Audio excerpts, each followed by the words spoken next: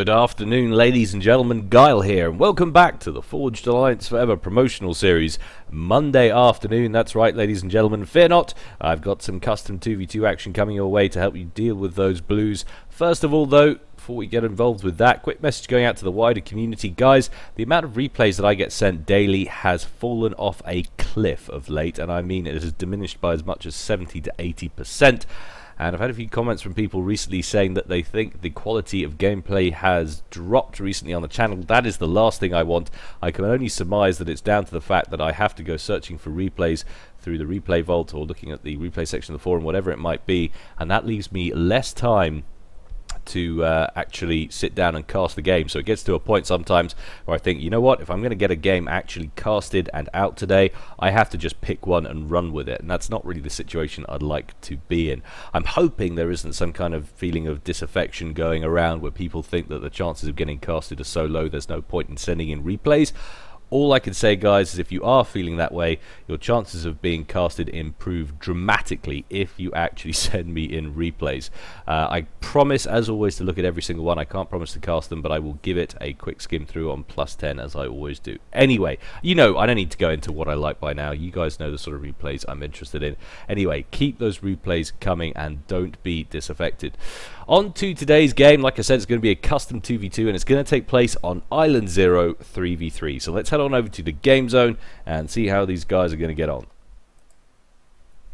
Island 0, one of my favorite types of map for these kind of small, anywhere between 1v1 to 4v4 kind of incursions. This is of course the 3v3 version of the map, and looking at it, it seems like there's been some kind of rust related catastrophe. Everything's been covered in rather a nasty browny reddy kind of color, considering how picturesque the original version is. It's kind of a shame, but we won't dwell on that. Let's take a look at the teams. We'll call this team 1 up here, and we'll call this team 2 down here. For team 1 over here in Ferrari red, we have Astrofoo911. He's going cyber and opening first land. And over here, his teammate is Sinister, who's very helpfully removed the name on the com. Thank you for that. He's going burgundy red Aeon. And over for team 2, down at the bottom, it's Mondaymoonlight, and he's going elephantine grey UEF opening first land. Pretty sure I've never casted that guy before, unless he's changed his name with that incredibly annoying feature that allows people to do that. I think I would definitely remember a name like that, and I would also definitely remember a name like FwipperPaws. Again, could have potentially changed it, but don't think I've casted one with him before. He's going breast cancer awareness pink and Seraphim, and opening first land, second land as well. And he's making his move towards the middle at around about the same kind of time as Sinister. There's a fair old chunk of mass to get your hands on this. You've got a couple of those down transport, what looks like a couple of loyalist wrecks, and that's a loyalist wreck as well. I think you can see that crooked arm hanging off the wreck there. So yeah, there's mass to be had, all very essential. What are we looking at for later stages on factory building? Not really seeing any queued up yet from any of the other guys, not that I can see it, but first contact being made over here between Fwipper and Sinister. See who's going to get the better of the reclaim and who's going to knock more HP off who. It's generally either or, one or the other, but come back to that in just a moment to see who's going to get the better. But we'll see what's happening over here. Astrofoo on the move, looks like he's going to traverse the lake, and that is a long old walk, but the advantages are huge. He can emerge on there and do some really good damage to Mondaymoonlight's base, and it's rather unfortunate for him. He's electing to move up to the middle to help Fwipper in securing that. The only problem is, of course, Fwipper has already seen the end of that little engagement. I think Sinister looking like he's going to back up with his ACU, so there's not going to be a great deal for Monday to do up there, and of course the fact that he is up there means that his base is going to be X amount times more vulnerable to this ACU that's going to emerge on shore in about a minute or so. Fwipper going to get a upgrade, throwing one down on the ACU there.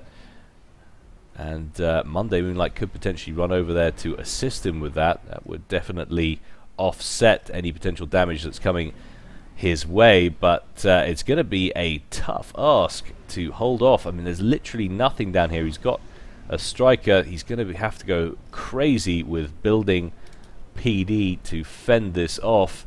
And if things go badly for Team 2, Astrofoo can not only cripple Mondaymoonlight's base, but can get in here and do some nasty damage as well to Fwipper as well, sending the whole of Team 2 back away. As you can see, some nice teamwork though going on there from Mondaymoonlight, assisting Fwipper on that upgrade. Sinister's also getting an upgrade back here, not getting the same level of assistance of course, because Astrofoo is busy emerging from the water down here at the bottom. The ping going down there on the commander, and immediately Mondaymoonlight backs up and starts the long walk home. He knows he's got to get busy if he's going to get back there in time to save a sizable chunk of his base. Astrofoo in the meantime busy recycling those T1 P-gens. How does that leave Mondaymoonlight? It leaves him badly bottlenecked on power. I think he was anyway, certainly not going to help there.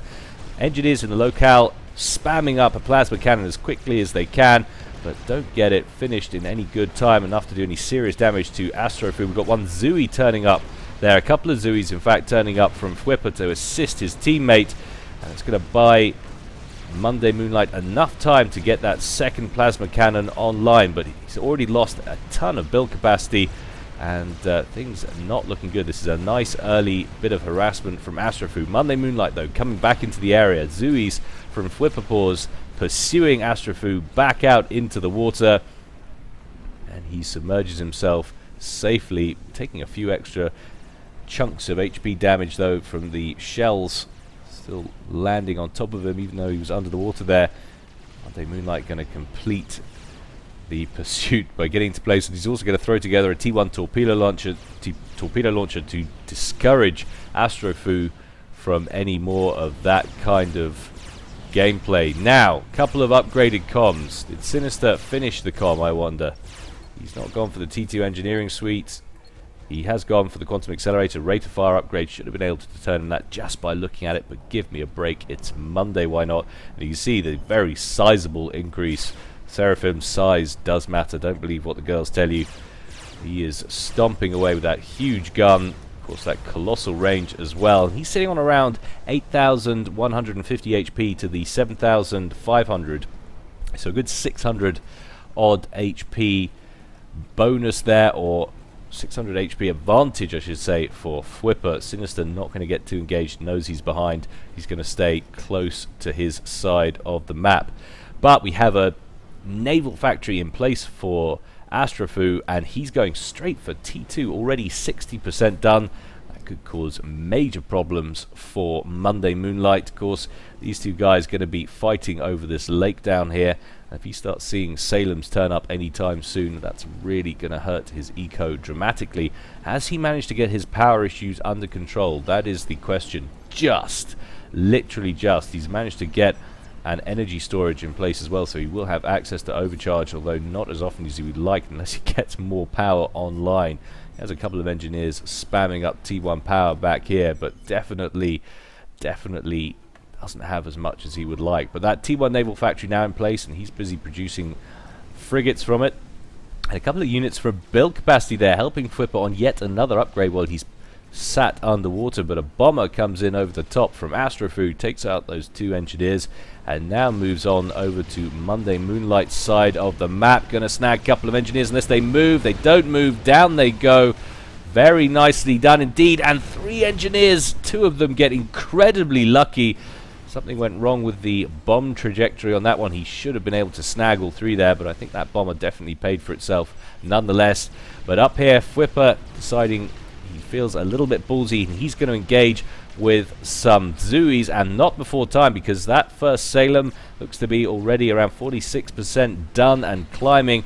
These Zooeys can get in here and knock out some of this build capacity on this T2 factory. They will slow up production considerably and potentially buy Moonlight some time to get a few more naval units in place. This is absolutely crucial for Team 2. They need to stop this ASAP. Start getting T2 units emerging on this map 7 minutes when you've already had damage applied to your rear guard player. That is not a good position to be in at all. They've taken out a large portion of build capacity, but now we've got Auroras coming in from Sinister to come and protect this naval factories that belongs to Astrofoo. Thunderhead perched just off the coast. Going to be taking an awful lot of Aurora fire, though. Picks off on one of the Auroras as it withdraws. But the last of the Zuis dies out. There are a couple of more kicking around further back, but these Auroras doing just enough to keep these units from Team 2 at bay. But Monday Moonlight is feeling brave. He's going to traverse the lake himself and try and deal with this with his comm. I guess he can start reclaiming these engineers and then start reclaiming the naval factory. Of course, got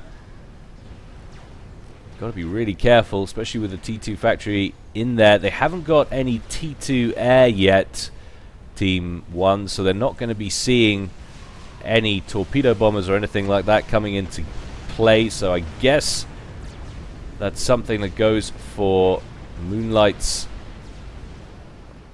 play. It helps him out a little bit, and immediately he gets to work on recycling those engineers and then starts work on the factory. There is a lot of build capacity around here still that Astrofoo could use to help beef up the naval factory and stave off the destruction. But meanwhile, Sinister has pushed way up the coastline, and FwipperPaws still on an upgrade under the water, and Backpack appears on that comm. What's he got there? He's gone for the TAC missile launcher. Interesting, but he's not going to hang about and go for any sniping. He's got to get down here and get involved. Sinister is way deep into Team 2's territory, and he just got to be careful, bro. A cautionary message out from Astrofoo there, not to overextend. We're going to have to keep an eye, though, on these two realms of activity. Commanders from both teams in fairly dangerous waters at the moment. And of course, now that this Salem is online, Moonlight has torpedoes to worry about. And I think that's a Barracuda on the way as well, and that will cause major trouble. His chances of being able to be airlifted out are relatively low. There are a lot of interceptors in the area, and that's asking for real trouble. Meanwhile, over on the right, Sinister, very, very deep indeed, and now he's got some pillars to contend with. Does he have overcharge? Yes, he does. He can deal with those with an effective overcharge right in the middle, which is what he does. And now Moonlight on the beach as well, taking Cerberus turret fire. Astrofoo does not want Moonlight repaying the compliment that he just paid him. Moonlight gets out onto the riverbank, or sorry, onto the shoreline just long enough to swat that Salem, so that's a little bit less damage that he has to worry about. But that Barracuda is very nearly finished indeed, and that's going to be a real problem. He's got about 3,500 hit points in the tank, and he can't re-emerge onto land anywhere around here. It's just far too dangerous. He needs to get off somewhere near the land bridge, but he's so far away. And surely that's going to be the end of Moonlight's game after just 11 minutes. He's taking torpedo fire from a Barracuda, and there's nothing he can do about it. He's not going to be able to get on land in time. Down to under 1,000 hit points, down to 700. A couple more volleys will see an end to it. And look at the success in the meantime that Sinister's having. He's knocking out all of those mexes right at the back, but finally there goes Monday Moonlight out of the game. And a little bit of BM in chat there. Moonlight very unhappy or dissatisfied with the situation. Only in SOPCON can you play better than your opponent and lose. I think Monday Moonlight was looking at a different game to the one we've been watching. I certainly wouldn't say he played better. But and Astrofoo wouldn't either. But FwipperPaws now closing in on Sinister and hits him with a TAC missile on the move. Very, very nice indeed. That is how it's done. So no sooner is Monday Moonlight eliminated, Sinister drops out of the game about a minute later and turns this into a 1v1. I'd say the advantage definitely lies with Astrofoo. Yes, FwipperPaws a couple of 100 points, or about 150, 40 points ahead of him in global ranking, but I really don't think that's going to matter. Take a look at the eco. 51 mass per tick, plays 23. That's going to be absolutely brutal, and a lot of the mass that Fwipper has acquired has gone into that comm, so he's going to have to make that comm work for him, I think. We'll take a look at the reclaim. 3,800, 3,900 for Fwipper and climbing. Astrofoo 5,700, so Astrofoo also doing way better on the reclaim side of things. He's also got control of the ocean. He's got that, the only naval factory on the map. He's managed to get that to T2. And I think we're going to see a long, protracted period of building up now between these two guys. There's not a great deal on the field for them to get harassing with their opponents. We had Sinister up here, of course, working on the land bridge. He's gone down. And likewise, Moonlight, of course, was the only guy engaging in a naval battle. So they both have to basically switch up to some different kind of tactic or strategy so they can start engaging with their opponent, but that's a really bad place to land all your interceptors. Astrofoo finally notices and lifts them off out of the range of all these THAMs. They've been making their way up the land bridge. Another Salem in play, another naval factory on the map as well now for Astrofoo, but Salem going to be able to knock down these THAMs as they come in. Excellent range, of course. You see it extending right out into the center of the landmass. Doubt these THAMs are going to succeed in any kind of a run by, and Astrofoo turns up with his comm to help persuade him that that's not going to happen. A couple of THAMs have made their way right to the back of the landmass, but probably unlikely to get anything done. I'm not sure why he hasn't decided to get those to engage some of the rear mexes. Might potentially land a couple, but airlifted in. FwipperPaws drops off his comm right on the doorstep, and I said he had to make the comm work for him, and indeed he agrees. He's going hell for leather after Astrofoo's comm. Astrofoo sitting on less than 5k HP. Fwipper on well over 11k. There's a lot of PD back here, though. Astrofoo needs to drag Fwipper into this. You see the amount of damage that's being piled onto that Seraphim commander, down to 8,000 hit points and falling. Astrofoo, however, into the red, 2,500 and falling. I think he's going to go first, and indeed down he goes, but the question is, how on earth is Fwipper going to get out of there? And I can't see a damn thing. Commander under attack. And boom! That is a draw. Unbelievable. So an incredibly short game. That is incidentally a hair's breadth over my minimum length of game there, guys. 15 minutes. Under that, I generally don't accept replays, but it's nice to have short, amusing ones every now and again. But very interesting play. It was exactly the right thing to do. Fwipper knew how far behind in economy he was, but there was just too much PD around this area for him to be able to kill Astrofoo and get out with his comm intact. That was just never going to happen. But if he'd have stayed in the game, he surely, I think, would have lost. It would have taken some seriously good play to have taken Astrofoo out from that point. I think with conventional play, he had to use the commander with the amount of mass that had been piled in there. But anyway, like I say, that guys, I hope you enjoyed that, and please keep those replays coming in. In the meantime, though, however, as always, stay well and stay safe. This is Gyle, signing out.